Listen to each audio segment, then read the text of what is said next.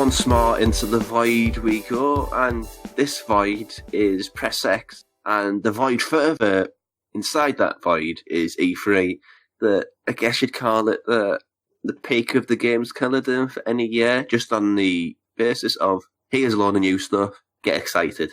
I'm Rob, and I'm subbing in for Mark this week, along with the other two regulars, which are Andy and Rob, so say hello, others. Hello, others. Hello, others. You asked for that, Rob. Yeah, that's sarky. Just because there's an alleged hay fever bomb, a pollen bomb, doesn't mean you can take advantage of me. It's not my fault you two are both Flemish today. But we will add a mechanical vibe to your voice, Rob. Yeah. Right, so, lots to get through. I guess we just get going into it, will we? Yeah. So, shall we start off with the one that seems to have been overlooked by a lot of people for some reason? Which is? Resident Evil 2. Yes, I thought this one, to me, I thought was one of, because I was looking forward to it for so long, I thought it was one of the biggest announcements. And yet it didn't even make it to the Wikipedia page, did it? It was one of the biggest announcements. I guess I could go for that. What's really interesting about it, though, is, well, it's taken one of my top 10 favourite games of all time, so I'm immediately invested in it. But I've watched a lot of the gameplay talk-throughs with the staff on the game about it, and it's not just a matter of fact, black and white. We're just putting like the Resident Evil engine on top of the Resident Evil 2 game. Yeah. Redesigning it from the ground up. There's Chris Redfield. No, wrong. Not Chris Redfield. There's a Lane Kennedy campaign. There's a Claire Redfield campaign. And there's other campaigns that they've not announced yet, but I'm going to guess that Ada Wong will be in there because she's a big player in that game. Yeah. Adding new bits. There's a toilet in the police building now. That was the main thing, actually, playing the old one. Because you're like, the lack of the toilets in the police station? Yeah. Really? But it just looks wonderful, you know. I can't wait for it, really. And when games are announced to be, here's a remake of something that you used to love, most of the time it's like, I don't really care. The thing that I found interesting was there were a couple of things that were patently kind of missing from E3, and one of them was kind of the horror titles themselves. There was Resident Evil 2. But, that's it, though, really. But the thing is, it wasn't it, though. There were other games, because one of the things that I find that I've noticed is that a lot of people focus so much on the conferences, they ignore everything else around E3. Because Focus Home Interactive announced, they put out more trailers for Call of Cthulhu, and also an interesting game that's got my attention called Plague Tale: Innocence, which I want to use this as a jumping off point, and we're talking about conferences, and conferences are like the main focus of E3 because that's where all the big announcements are put forward. The floor show is largely for people who are attending it to just try everything and discover everything. It's more of like a attendee thing. The floor show. There's so much more to it. No, but the thing is, Squaresoft shouldn't have had a conference. No. Square Enix shouldn't have had a conference because it was 30 minutes of trailers, and the big trailer within that conference was Kingdom Hearts 3, and the running gag through all the sort of conferences was that no matter how many times they put that trailer on, the audio was knackered. Yeah. Well, I mean, when you get right down to it, one of the biggest things that came out this year, especially during the conferences, there was very little on the tech side, right? Good. It was basically Spartan. And without the tech side of things, all you had were basically a series of trailers and trailers and trailers and trailers and trailers. And that basically means that you don't need conferences for any of them. Not really. It's the event feel. Yeah, it's the event feel. I can't remember which one it was. I think it was either Bethesda or Microsoft. But one of them had kind of old man Kevin Sorbo as one of the developers. I looked at him and was like, that's Kevin Sorbo. No, it's not. That's way too obscure a reference. I can't recall everybody who did it. No, he was on stage. And he looked so much like Kevin Sorbo had grown older and got a beard. And I was just, it was really bizarre. Okay, I was just going to overlook that completely and move on. But anyway, I was talking about Plague Tale, right?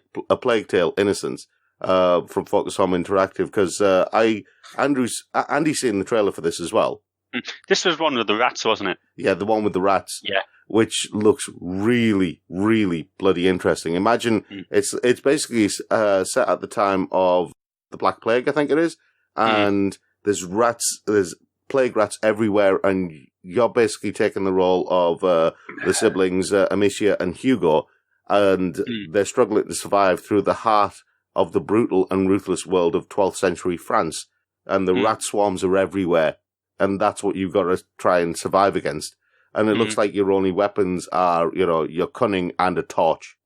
These games, the type of games, though, that we have to talk about in a sense because it looks brilliant. Yeah. But when you think about E3, it's always the big games or again things like that. Again, with the conferences, there was a remarkable lack of indie titles and indie developers. Well, the thing about the indie games is they've always had the prominence when there's not been a lot of mainstream titles to make up for it. So to fill that gap, indie is the way. Yeah. That's always been for a long time. That's how indie has been perceived by a lot of people. Yeah, it's just a stopgap until the next big game.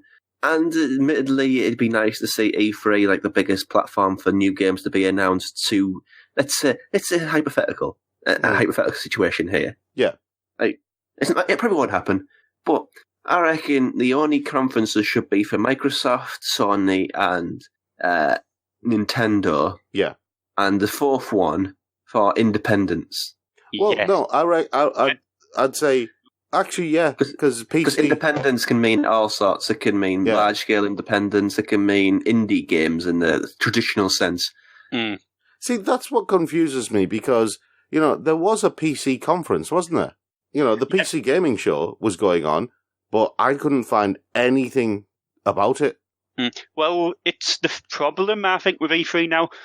You only have to look at, for example, the Microsoft conference. Yeah.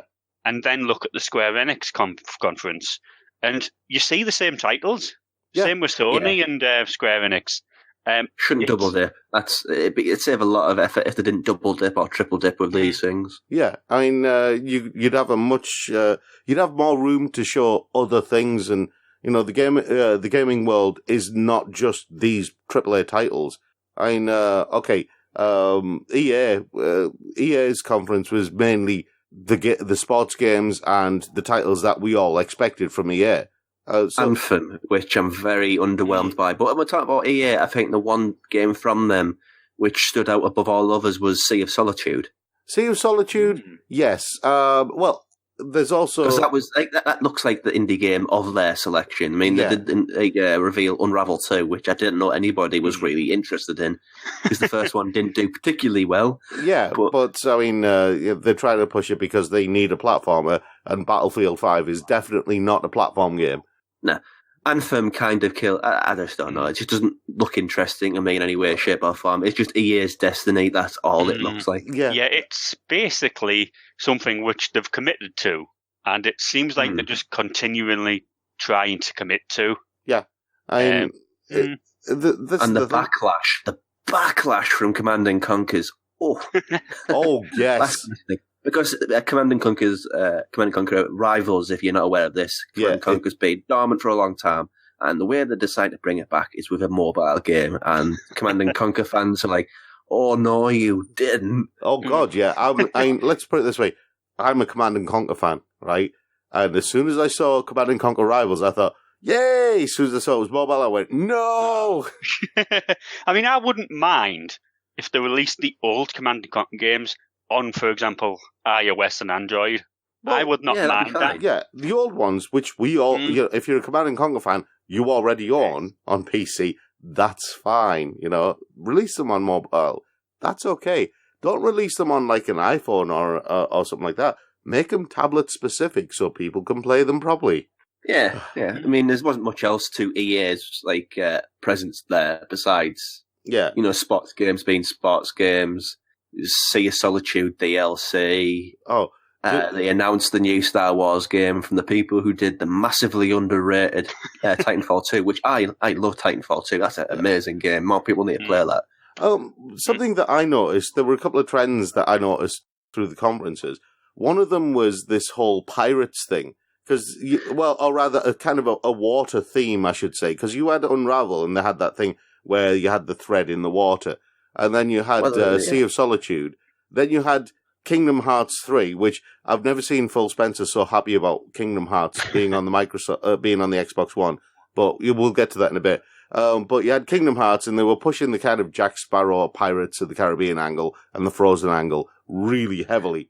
And then you had... Yeah, using that. I mean, the other theme was, like, The Witcher. Everybody saw The Witcher and thought, oh, The Witcher's cool, let's borrow everything from that. Yeah. Yes. But, I mean, that's the thing. You had Sea of Thieves, and then you had the final game, the one that I was really looking forward to seeing more of, Skull and Bones. Yeah. Yeah, we'll use that to jump onto Microsoft and run through what they revealed. The ones that I've got a very short list from the Microsoft ones. Sekiro, that was the other thing as well. The other trend that I noticed was also kind of the samurai type theme. I'm okay with that theme though. I love samurai. Samurais are cool. Well, you had Koei Tecmo announcing Nioh 2. You had Sekiro Shadows Die Twice, which I think was at the Microsoft conference, and then was it the Sony conference or was it the Sony? But anyway, we'll get to that when we come to Sony. I mean, there was the Ghost of Tsushima at the Sony conference, I believe it was. Yeah, but to Microsoft. Yeah. Their sort of centerpiece, I guess you'd call it, of the conference was Fallout 76. Yes, and this is also one that was repeated on the Square Enix to get that rant over again. Yeah. But, well, not Square Enix. No, it was Bethesda, yeah. Yeah. But yeah, Fallout 76, I mean, it was announced before E3, and so everyone went into E3. And I think the thing is, Bethesda were kind of the belle of the ball when it came to E3 because they announced Fallout 76. And so everybody wanted to know more about Fallout 76. The thing that annoyed me a little bit about that is you have another fantastic post-apocalyptic game. Also, we get more information about Metro Exodus, right? Yeah, but on Fallout 76, what it is, it's largely the same thing, but it's before any Fallout game, you are the first survivors out of the vaults. Yeah. And you've got to rebuild the world, and the world is made up of a lot of online players, and that's caused a lot of annoyance because, Fallout is a fundamentally single solo experience. Mm-hmm. Well, the Bethesda conference went into more detail about it, and they have said that there is going to be a strong single player campaign in there. It's just a lot of the other players, a lot of the other people in the world, because Fallout 76 is basically an MMO. That works in kind of a similar way to, say, Final Fantasy XIV. Yeah, but think, though, Rob, I think they did mention as well, Fallout 76, you're not going to be in there with millions of players. No, you're not. In this with about 12. Yeah, but that's what I'm saying. You are going to be in there with about 12 players. It is still an MMO, though. Yeah. It's 4 times the size of Fallout 4, which, again, it's not the size of the world, it's what you put in it. Yakuza showed that beautifully, as did The Witcher. Yeah, and it's set in West Virginia. Which is nice, green. Green's a colour, not all brown and exactly colours like 4 was. The thing that the thing that I like about the idea of Fallout 76 is the multiplayer aspect, because that was one of the things that I think has been missing from Fallout.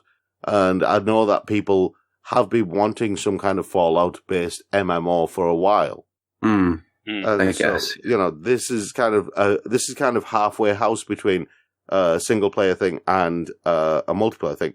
The other thing that I found interesting about it, though, was it wasn't the only game of its type that Microsoft kind of showcased, because they had exactly the same thing for Forza Horizon 4. It's basically, it's not post-apocalyptic, but the whole MMO setup, where you had a limited number of players in that, you had basically this MMO where every other character was a player. In Forza Horizon 4, every other car is basically another player. Yeah. And back to Fallout, though, because it links in perfectly with Metro Exodus, which was just sort of hinted at in the Microsoft conference, but on Metro's YouTube channel revealed like a 10, 15-minute playthrough of what that game is and what it entails. Yep. And it looks outstanding. Yep. Fallout 76 is broad, it's silly, it's over the top. You've got a nuke and you can drop it on other people, which is just over the top and unnecessary. But, people like that, that's fine. Metro Exodus is much more tactile. It's much more, this is what it'd be like after a bomb would be dropped, and this is how we pulled it all together again. It's more realist, but it's that minute details, and in the previous Metros, you underground, as the title implies. This one, it's out in the world, and it just looks like the developers are making the game they've always wanted to make, and when you see that, it's like, oh, wow, that looks cool. In the second Metro game, you did have bits where you were overground. It's just in Exodus, there's much more overground stuff than underground stuff. What I like about the Metro games is the fact that they are a lot darker than the Fallout game. Well, I suppose the atmosphere is darker than the Fallout games. The Fallout games tend to have a slightly camp 1950s atmosphere. Yeah, that's actually a great description for them, actually. And this is the thing, I don't mind the Fallout games for having that atmosphere. I think it works, especially with some of the darker things that happen in the Fallout games. But Metro is just kind of, I don't know, it's weird because it kind of reflects the tonal shift between America and Russia, and Eastern Europe, I should say, where Eastern Europe and Russia are all seen as kind of this grey, monolithic, kind of stern societies, and America is you say that, Rob, fun-loving capitalist. In the gameplay, they had a cult that worships the fish god. Yeah, so it's not all serious. Yeah, but I'm saying that's what people would perceive. Yeah, I'm not saying that that's actually the case because hey, they worship a fish god. Yeah, well, a certain cult does that. Yeah, it's not open world either. It's just a series of large open levels which give you a degree of freedom as to how you approach it as well, which is so nice. Yeah, open world's a dirty word. That's exactly the same as, say, Dragon Age Inquisition, isn't it? Don't know, never played it. Yeah, Dragon Age Inquisition wasn't open world. It was just a series of really large areas. Any other things from Microsoft? Well, Shadow of the Tomb Raider, which was also at the Square conference, but that was one of the ones that caught my attention. And I noticed that they also, at the Microsoft conference, they announced the return of Battletoads. Yay! Oh, hooray! I have been waiting all my life for them to re-release Battletoads because it was such a fun game the first time I played it. I have real fond memories of playing Battletoads. I legitimately thought you were really happy there, Rob. Battletoads is my favourite game in the world. On the theme of MMO, though, I am looking forward to the Division 2 because the fundamental issue with the first one was there was no life. It was just all grey. It was all winter. It was all miserable. Yeah. And they're setting this one in Washington, D.C. in the summer, and it just looks like a much more vibrant and lively game. And I think fundamentally, when you're playing a game for as much time as that sort of MMO shooter demands, having a little bit of life in the world helps a great deal. I mean, it does. Two of the games that got me excited from the Microsoft conference, though, and more excited than things like Gears Pop and Gears Tactics. And please, whoever Gears Pop did not get a good reaction. It did not get whoever decided to make Gears Pop should lose their job, right? Because that is a stupid idea. But yeah, first one is Just Cause 4 because. Do people still care about that, really? The thing is, it's not that people care about it, it's just such a fun game to play. Yes. And that's the point of Just Cause these days. And I reckon Just Cause is going to go down the real camp route in the future. And I hope it does because you know how Saints Row went down this really bizarre route? I was thinking Saints Row as soon as you mentioned that. Exactly. I think Just Cause is the perfect game. Think like, early James Bond where it was really camp and stupid, right? That sort of thing. I think Just Cause would be perfect for that. It is that game where it's basically everything that you could want in that open world type of game. I mean, imagine it. My name is Rodriguez. Rico Rodriguez. Well, yeah. And Session, that happened. Yeah, Session happened and didn't really get the reaction. I adore Skate. So this is seeing that world come back again, or a very real Skateboard game back in the world again, is just wonderful. Yeah, the thing is, it didn't really get the reaction I expected. I thought there was going to get more of a reaction from people, but it's been quite mellow. It's just lost in the magnitude of all the other things that are happening, like the announcement of Devil May Cry 5, which I did not see coming and was very excited about. Yeah. Because the trailer, it's continuing the story from number 4, so it's Nero who is there. Yeah. We see a shot at the end of the trailer, which is old, grizzled Dante on a bike. We know he's old and grizzled because he's got stubble. Yeah. And that's obviously the only way you can tell. Yeah, it's the only way you can tell that Dante is old and grizzled is that he has stubble. But yeah, I like the trailer for Devil May Cry 5. I found it interesting that there was a weird parallel between Sekiro Shadows Die Twice and Devil May Cry 5 in terms of the fact that they both have like swordsman type characters who are going around killing demons, and they both have like an artificial arm. Very different ways of doing it, though. It's pretty Who different doesn't ways. like artificial arms? Yeah. But the one that, obviously I am hoping, and you mentioned the Witcher theme, Rob, right? I am hoping that CD Projekt Red basically do Cyberpunk Witcher when they do Cyberpunk 2077. Well, they've had a demo behind closed doors, and it's first person, and a lot of people have reacted badly to that, and frankly, who cares? Yeah. The game is what they want it to be, not what the audience wants it to be.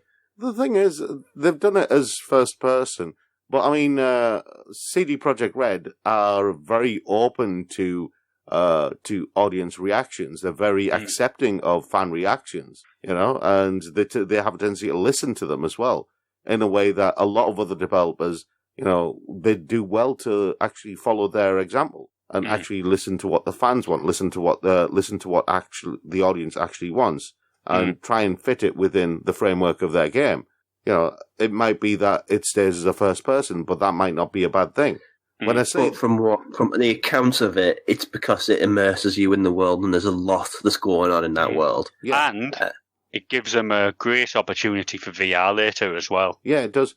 Which does sound a possibility. But the thing is, with Cyberpunk 2077, when I say, I want it to be like Cyberpunk Witcher, I'm not talking about from the perspective, I'm talking about from the game itself.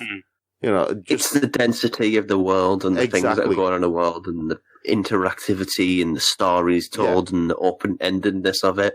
And they've said, like Witcher wasn't about saving the world, it was a very personal tale. This one too. You're allowed to make your own character. You can choose male or female. You can do like backstory, favorite the hero growing up, and like tailor it like that. So it does have some sort of customizable aspect to it. Well, think about it like this. Do you remember the first Deus Ex game? Yes. Right. And it's still classed as one of the greatest sci-fi cyberpunk video games of all time, isn't it? Yes, it's Perpetual Night though. Yeah, but that's what I'm saying. Cyberpunk might not be in Perpetual Night, but what I'm hoping is basically Cyberpunk 2077, because CD Projekt Red and I have a lot of faith in them, and I'm hoping that they basically create something that can take Deus Ex off that pedestal. I think they could do it in their sleep, really. Yeah, I know. I mean, they did it with The Witcher 3 it is one of the best games on console ever, in my opinion. One of the best games of all time. It's in my top 3 of all time. Yeah. Probably one, to be honest, because how much I was sucked into that world. Exactly. The world building in The Witcher 3 is just phenomenal. And if they manage to do that with Cyberpunk 2077, that's, that's done, Oh, definitely. So, yeah, anyway, we've waxed lyrical about that. Bethesda. Yes. Bethesda, who, it was interesting with Bethesda. Were they the ones who had Andrew WK? Yeah. I enjoyed watching the audience reaction to Andrew WK, and it seemed like a lot of the audience were just kind of, it's Andrew WK, he might have been big during the early noughties, but who cares about him now? And doing his latest song, which sounds exactly like his previous songs, Party Hard and She's So Beautiful. Yeah. But the big announcement here is a new Wolfenstein game. I love Wolfenstein. It's amazing. Yeah. Featuring BJ Blazkowicz's twin daughters. They announced that they're working on a new Elder Scrolls. It's very early on. Yes. It's like post-production. Yeah, I think we're going to see it in literally about 2021, 22. Yeah. Something like that, yeah. Well, they don't even have keep on talking about next generation, so it's probably the next iteration of consoles. They don't even have a name for it except The Elder Scrolls 6. That's it. And they've got a new franchise which they're calling Sci-Fi, which I'm guessing is more traditional sort of space sci-fi. Oh, was this that Starfield? Yeah, where all that showed of it literally was just a planet in darkness, sun rises from behind the planet, shifts to this spiky, star-shaped space station type thing, and then warp, and that's it. But I really like the sound of this, because this is, from looking online and things, this is billed as the next big Bethesda IP. So if it's on the scale of something like The Elder Scrolls and Fallout, this could be really good. It could be, but is it like Freelancer in those games where it's a space sci-fi where you pilot ships? Is it an RTS in space? It's too early to say. I don't even think It's an RPG. Is it an RPG? That's the only thing that's been basically announced. It's an RPG. So it's going to be like Star Ocean and stuff like that then? No, it's going to be like their RPGs, but in space. Too early, but... Okay. Be good. Yeah, Doom Eternal, which I love the new Doom. It's wonderful, horrible fun. So I'd see that, and they're calling it Hell on Earth, which is just to pair on that in that engine is Yeah. Yeah. Have you noticed though how none of us have mentioned the game? You know, the opening game for Bethesda, where they had a little dig at Walmart Canada, Rage 2. Is anyone actually excited about that? Because nobody really cared about the first one. It just kind of disappeared. So they're like, it's getting a sequel. All right. Yeah, that's my point. It's like, I didn't like the first game. Why am I going to play the second?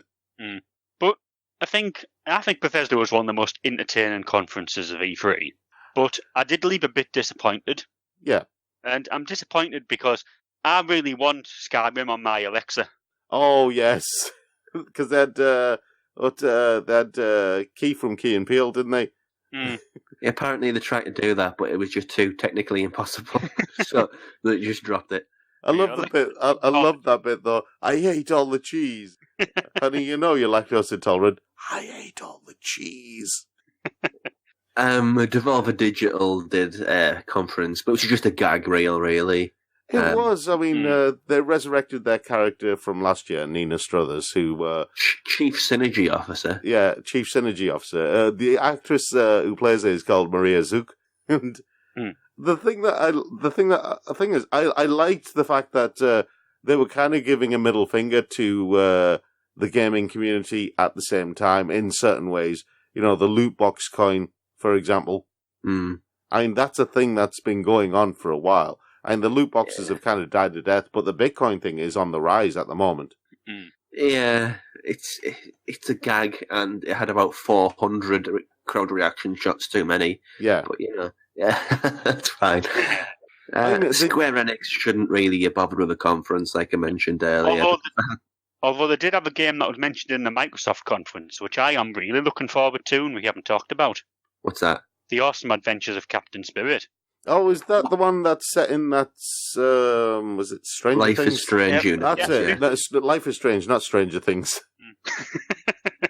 I knew there was a strange in there. But yeah, this is the free game that comes out later in June. So later this month. And it's serving as basically a teaser for Life is Strange 2. They've hinted at that. Yeah, but I watched the trailer for The Awesome Adventures of Captain Spirit, and you know what? My first thought was, somebody's been reading Calvin and Hobbes. A lot of people have made that comment. But of all the superhero names, Captain Spirit, that's a terrible name. Yeah. I mean, at least Calvin called his superhero Spaceman Spiff. Yeah, that's much better. Beyond that, the only real announcements for Square were a thing which doesn't really mean anything of anything, called The Quiet Man, which a quiet guy deaf guy beats people up. Yeah. Babylon's Fall, which to me, I misread it and thought it said Babylon's Fail. It's a platinum game, so that makes it interesting, but that's literally all you know. It's platinum, and it's called Babylon's Fall. And the last one was Dragon Quest XI, Echoes of an Elusive Age. Didn't really tell you much about it, though, did it? Nah, didn't say hardly anything. I mean, for some reason, I don't know why they were pushing their Final Fantasy XIV Monster Hunter World crossover event, which Playing Final Fantasy 14, I don't see it as much of a big thing. It was 25 minutes long, the event. It was absolute waste of time. You shouldn't have a conference. Oh, Octopath Traveler was the other one that they announced, but we've seen loads about that, and it's only available on the Switch, and I don't have a Switch, so I don't care. On to Ubisoft. Who are they? Ubisoft. They came on with the sassiest panda ever. Yeah. Because they had it came on with a Just Dance presentation, so it had music and dancing and the sassiest panda. Yeah. I'll tell you what I did like from the Ubisoft presentation was the new cinematic for Beyond Good and Evil 2. It's pandering. I didn't mean that because the whole thing is Beyond Good and Evil. We saw that trailer in 2000 and whatever it was with Paige and Jade. And it was oh my god, yes, bring that. And every E3 after it, this is the one. This is the one they're going to bring Beyond Good and Evil back. I'm a big fan of the game. Love it. The original. Absolutely adore it. You play a journalist and it's so grounded. And every new one. And whenever it was announced, it was why are they calling that Beyond Good and Evil? It's nothing. Yeah, it's a lot different, isn't it? From what yeah, and in this trailer, they just drop Jade at the end of it and they think, okay, that's enough. That's kind of cheap. Pandering. Well, the whole idea of getting people to fill in the world through design and music just feels like you're saying, wait all this time for this game that you've been waiting for, but we can't be bothered doing it, so you fill it in for us, right? Yeah. See, this is the thing. From my perspective, I think maybe you're overthinking it a little bit. I liked the trailer. I'll be honest. I liked the trailer. I'm just basically. I think possibly I'm more patient than most gamers, though. So I'm happy just to wait until it appears and just, keep telling me that it's coming and I'll be fine. Just tell me everything's okay and let me sit in my rocking chair on my Porsche. Yeah, the Trials guy, though, is amazing. I want him to be my dad. Yes. The Trials guy is just superb. He's brilliant. If you never watched it, he came on in a motorbike, very cool, walked onto the stage, fell through a stand with a monitor on, got up, announced himself as the king of Finland. But that's how you announce a game. Yes. And then went on about Trials Rising, And Trials is such a fun game. I mean, I mentioned Skull and Bones before. I do think it looks really good, and it's Ubisoft. And after Assassin's Creed Black Flag, they seem to have that kind of whole pirate ship sailing on the sea mechanic. They seem to have a good handle on that since then. It's just blew up, hasn't it? Yeah. I don't mean the ship. I mean, the style of the game. Yeah. Everybody wants to be a pirate. Yeah, this is true. The big one, though, the surprising big one, I should say, was that Starlink Battle for Atlas game, which is kind of like Skylanders, Lego Dimensions type thing, but with starships. Yeah, I was really interested in that, but they kept on cutting away and showing this model that you have outside of the game on a pad, and you add weapons to it. Yeah, it was it's one of those games, is it? Okay, I don't care. Yeah. But then they went and threw that curveball at the end by introducing Star Fox. And that immediately got my attention again, because after playing, I tried the last game that had Star Fox in, and it was utter twaddle. But remember, though, Rob, it's only on the Switch version. Yeah, but I've seen this, what somebody else has been saying, how Nintendo is shipping out their titles to third parties to do it better than they can. Yeah. The theory that this is them fishing out Star Fox so another company can do it better, and the fact that they've got Star Fox in the Switch version does allude to that quite a lot. Yeah. I mean, speaking of Nintendo, that's I just want to throw this out there, but I kind of half called it last week, right? I kind of half called it.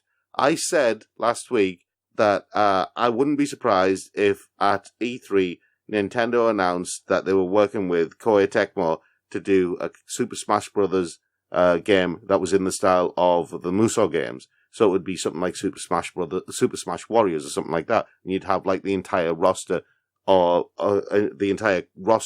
Super Smash Brothers characters all in this one game, right?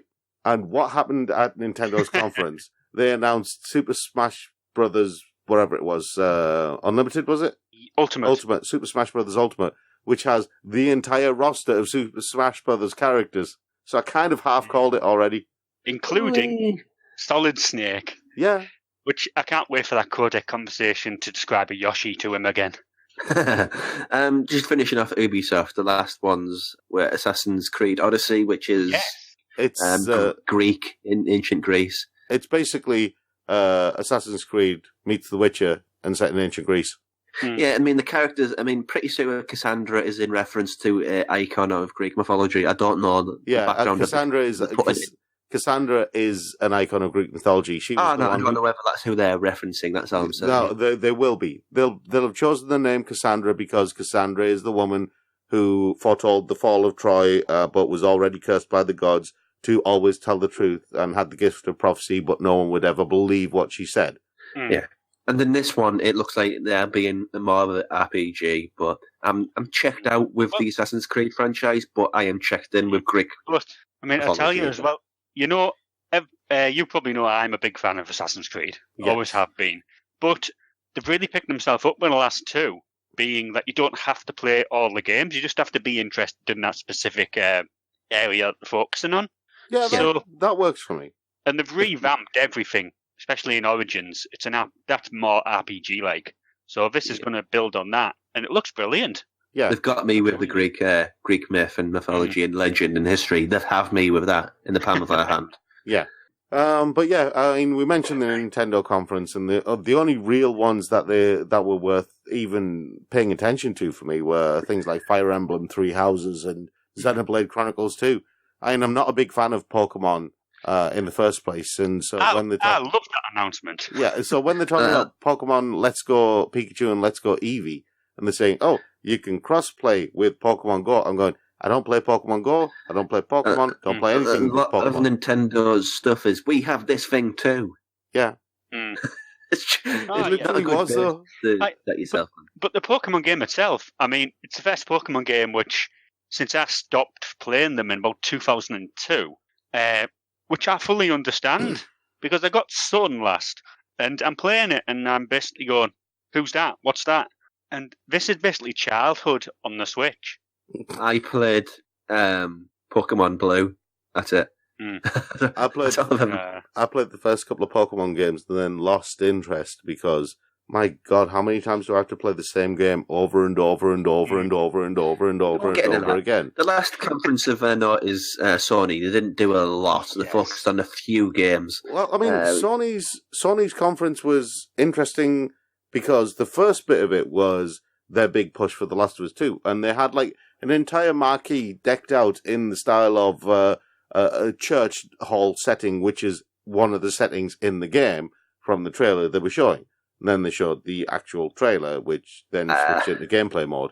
I love the first one, but I just don't care about this. The game itself, I really like. I think it looks brilliant, but I don't think there should have been a second one because the ending made sense. For example, leaving it there for you to figure out what had happened. The ending for the first one was perfect. But in this, all the same, it looks so slick. Yeah. And it gives you loads of questions but no answers. Yeah. And all it basically looks is the same but slick, and with gore, which is a little bit too much. I think no monsters. In this so far, I don't like what they're doing with gore. I think gore it's not integral to what that story is telling.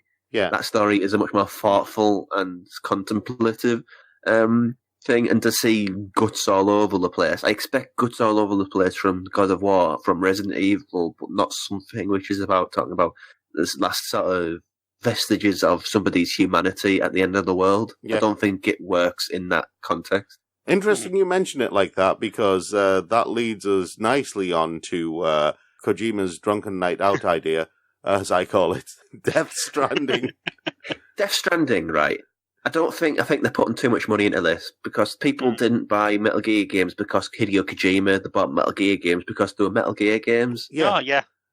And to give this guy this much money to basically do something which is like a student short film, writ large as a video game. I think it's set itself up for a massive failure. I said last week that, for me, the whole idea of Death Stranding was like Kojima and Guillermo del Toro went on a night out and had a bit too much to drink, ran into Norman Reedus and Mads Mikkelsen, and they just kept drinking, and then about 3 o'clock in the morning, Kojima goes to everyone, "I've got a brilliant idea for a game," right? And then just goes on, says to Norman, "You're naked on the beach, and there's fish everywhere, and there's a baby, Norman." And then you don't see it. On the contrary, I know Andy is looking forward to this, so... I'd probably change the definition of looking forward. But I'm intrigued, because this is the game, the more the release of it, I get more confused as to what I'm watching. Yeah, it's just that lack of exposition. It's just people like to know what they're doing, rather than, oh, look, there's a baby, and I'm carrying things up a mountain. And oh look, there's Leah Seydoux who's eating a bug, and what does any of this mean? And I'm looking forward to it, but it's going to be one of those games where I probably end up starting it, finishing it, and then going, "What have I just played?" Do you know the strange thing though? Death Stranding, from what we saw from the gameplay that they showed, basically they've got this flashing light, and he's trying to sneak past all these spirits and everything like that. Do you know what? That just reminded me, again, of A Plague Tale: Innocence, when you're trying to sneak past all the rats. So, yeah, I'm just saying, Focus Home Interactive might have done a game that matches Death Stranding, but is set in 12th century, and probably done it for cheaper as well. And makes sense. Yeah. And it's not like the work of like a hideously pretentious idiot. Yeah. Who can't write dialogue or characters. You can just do set pieces. I've got to say, I'm impressed with the new Spider-Man game, although we have seen a lot about it. Oh, yeah. I don't care. It looks awesome. I'm getting that. Yeah. I'm looking forward to that so much. I'm really looking forward to it, but part of me is going, how long can I play this without it feeling just like a Spider-Man game? Well, that makes no sense. But not, for example, the older Spider-Man games. Oh, you mean the ones on the PlayStation? Them. But yeah, you can... Do you know... There's only so long you can spend swinging from buildings and fighting. That's the thing. No, that's not what it is. Yeah. There's only so much that you can evolve on that. So it'll be interesting. Looking forward to it. Yeah. They have said they're just showing that because that's the flashy stuff. That's the cool stuff. Yeah. But they said it's just as much about Peter Parker as it is about Spider-Man. Yeah. So there will be. I reckon that there will be a lot more depth to the game than what we've seen. But I mean, the only other big game that they had at the Sony conference was Ghost of Tsushima, which I want to say I take my hat off to the developers because this game looks amazing. I've dropped my pants for this one. Yeah, and it's Sucker Punch who are the developers. And as much as I don't like the movie Sucker Punch, the developers Sucker Punch Productions, I'm fine with them, right? And it has like Japanese dialogue with subs, Japanese dialogue without subs, so it has that immersion of being a samurai in the age when the Mongols attacked and in the Warring States era. It's really interesting to see like the YouTubers say, "Oh, it's like samurai movies. It's like Kurosawa." Yeah, he didn't really do that many samurai movies. Yeah, exactly. But it's nice that you're trying to pretend you know what you're talking about, but you don't. Yeah. This is the thing. I love the fact that it's set definitively in Japan, and so when you see the close-ups of the characters, everybody really looks the part. Everybody looks Japanese. You're not kind of westernized or anything like that. Yeah, and it's not like an action game. They said it's also about the silence and stillness. Yeah. Because you have to wait for an opening in your enemy. You don't just hasha, smack, smack, smack, smack. Oh, you're dead, right? Next guy. Smack, smack, smack, smack. You got that. You know that sword fight at the end of the trailer where he's having to fight his friend? Yeah. You know, that woman, that female archer. That fight there was kind of a prime example of what you're talking about. Because waiting for an opening, but also how they were changing stances as well. You know, that has just impressed me. You know, that's impressed the pants off me. Yeah, it's using that Witcher style. Yeah. But as far as games that adopt the style of something which is very popular, putting it in the world of samurai is an easy way to get my pants around my ankles. We're on this pantsless thing quite a lot right now, aren't we? Yeah. Well, I'm easy, Rob. Just give me a samurai game. I even like those old rubbish ones on the PlayStation 2, Way of the Samurai. So to see something on such a big scale with such a big budget and such polish, like I say, my pants around my ankles. Yeah, but one of the bits that really impressed me was Do you guys remember the bit with the grappling hook? Yeah. Where he climbs onto the roof and he's about to jump across, and as he's jumping, he's got the grappling hook and he's swinging it in his hand to throw it so he can catch as he's jumping. And it was such a fluid bit of animation. My jaw was literally on the ground. My pants were literally on the ground at that bit because it was so well done. So let's say 3 titles each. What are the 3 titles that we saw that were like, yes, bring it on, I can't wait to play them? Ghost of Tsushima, obviously. So you got to do the other 2 now then. Well, me and Andy have a think. Okay. Ghost of Tsushima, I've got to say Cyberpunk 2077, because that is just, that's my bag. I think I've got to go with Skull and Bones. That's unexpected. Because, well, the thing is, Skull and Bones, for me, looks... I played Assassin's Creed Black Flag and I liked it. But you know yourself, Rob, one of my favourite games of all time is Skies of Arcadia, right? Where you get to play the role of Sky Pirates. I mean, you can be pirates or you can be Sky Pirates. Which one do you want to be, kid? Neither. I just want to be sort of a trader making me a nice, tidy income in a normal part of the world. All I'm saying is, the only reason Final Fantasy 12 was it with Van? The only reason that basically did any good is because it had Sky Pirates in there. If you say so. What about you, Andy? Well, there's a lot to choose from, and a lot of it stood out. And I'm not going to talk about Fallout and things, but the 3 that I'm really looking forward to, I think it's Resident Evil 2, definitely. The new Assassin's Creed, because I'm always intrigued what they're going to do. And the setting I'm still looking forward to the setting. Question, though. When you think of Assassin's Creed, you think of that costume, don't you? Yeah. Yeah. And this doesn't have that. It has, Centurion outfit. Well, it will do eventually, I'm guessing, because in Origins, my character walks around in Altair's costume, because you unlock it if you've had any of the other Ubisoft games. Well, that's just sort of an extra, isn't it? But it might have a hood. So Resident Evil 2, which looks phenomenal. Yes. Assassin's Creed, Centurion, I can't remember its name, it's gone now. Assassin's Creed Odyssey. And the third. Yeah. And I have to go with Smash Brothers. I'm surprised. Because it just looks really fun. Okay, that's unexpected. Because I'm not going to say Pokemon, because I am looking forward to it, but I know what it's going to be like. It'll the same as every other Pokemon game, you mean? Yeah, but I'm really looking forward to, for once again, choosing Solid Snake and battering a Pikachu.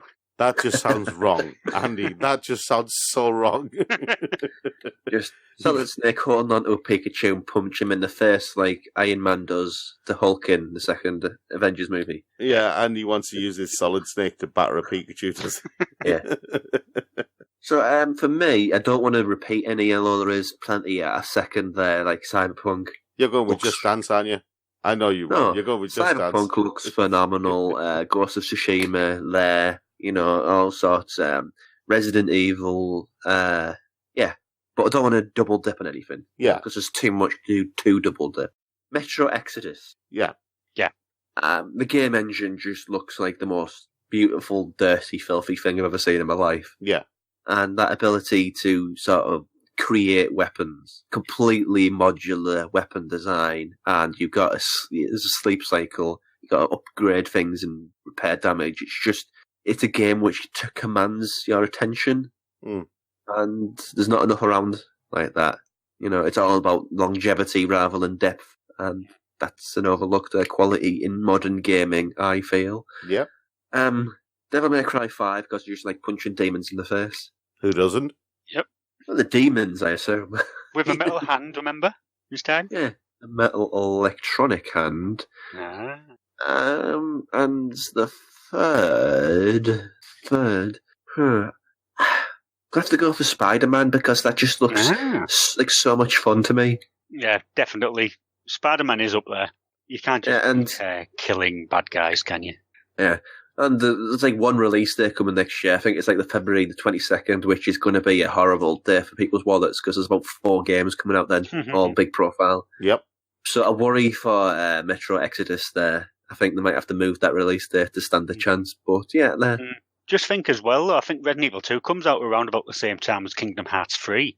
Resident Evil 2 comes out early January next year. Yeah. But, yeah.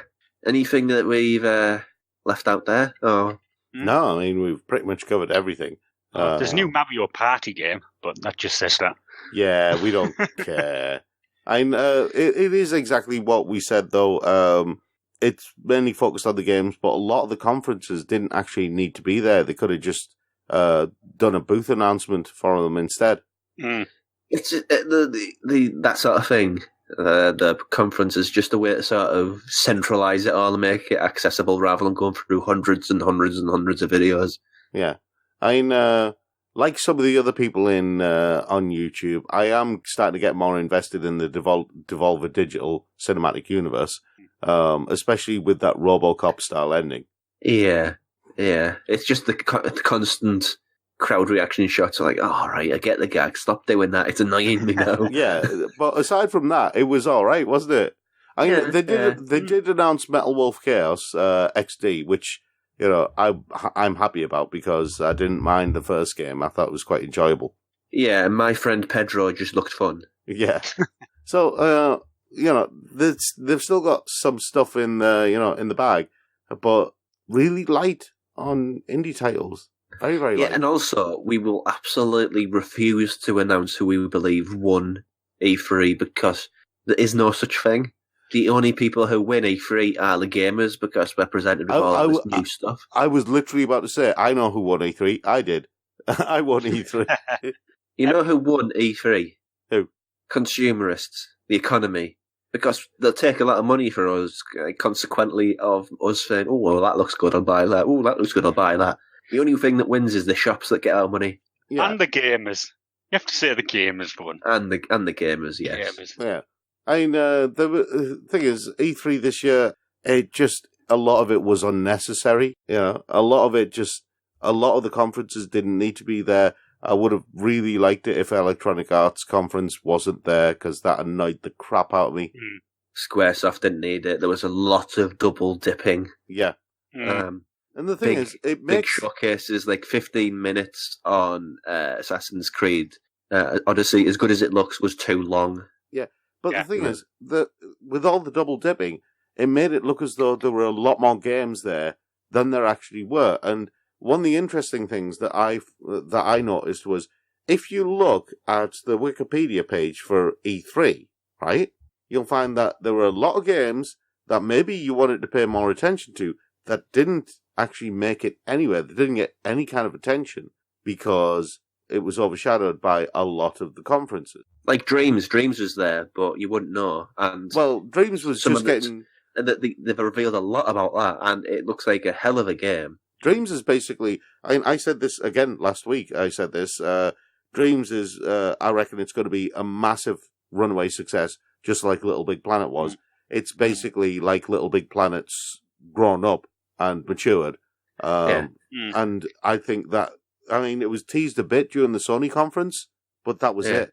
And like there was the Bandai Namco for all the waves out there. They saw Jump Force, which cut a great trailer, but when you see the gameplay, it just looks like the same old rubbish in any of these games. Yeah, I think Soul Calibur as well, wasn't there?